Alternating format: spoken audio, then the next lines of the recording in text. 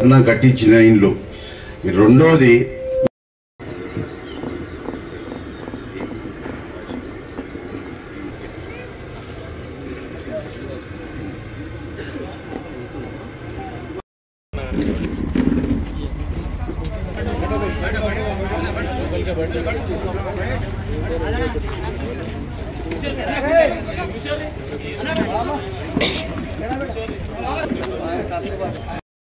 ఖరాబ్ చేసుకోకండి.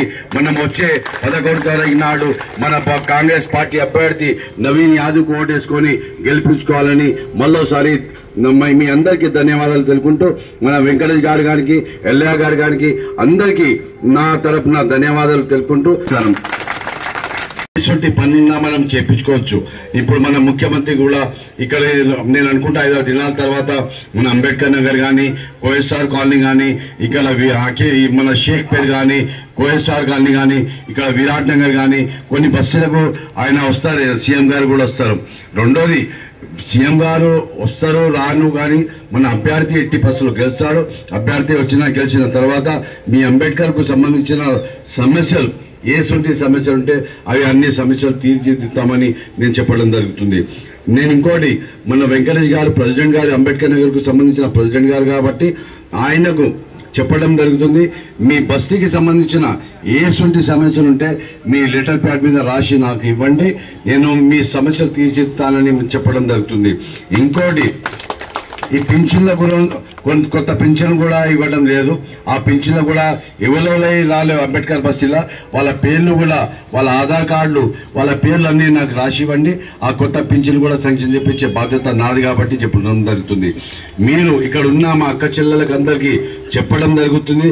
11 తారీఖు నాడు పొద్దున 6 గంటలకు లేచి తాళం చేసి దేవునికి మొక్కొని మనం ప్రతి పోలింగ్ బూత్ మీద ఎక్కడ మన బూత్ వస్తుందో ఆ బూత్ మీద పోయి నేను అనుకుంటా 2వ నంబర్ సీరియల్ నెంబర్ మీద చేయి గుర్తుంది, నవీన్ యాదవ్ గుర్తుంది.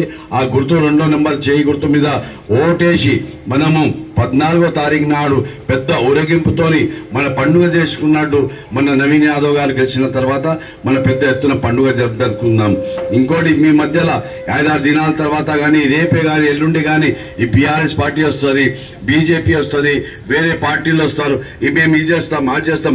ఎవరితో కాని పని. ఎందుకంటే 10-11 సంవత్సరాలు మనం బీఆర్ఎస్ పార్టీకి చూసాము. ఇప్పుడు కొన్ని సంవత్సరాల నుంచి భారతీయ జనతా పార్టీ కూడా ఇక్కడ ఉండే కానీ ఎవరు ఏం చేయలేరు. మనకి ఇప్పుడు చేసే పార్టీ కాంగ్రెస్ పార్టీ కాబట్టి మనం కాంగ్రెస్ పార్టీకి ఓటేసి కాంగ్రెస్ పార్టీ అభ్యర్థిని గెలిపించుకోవాలని మీ అందరికీ చెప్పడం జరుగుతుంది. నేను ఇక్కడ వచ్చిన అందరికీ మా అక్క చెల్లెలకు అందరికీ నా శబ్దం ఎక్కడెక్కడ అవుతుందో వాళ్ళ అక్క చెల్లెలకు అందరికీ షేక్పేట్ డివిజన్లో కానీ మా పక్కకున్న బస్సులో కానీ నా అక్క చెల్లెలు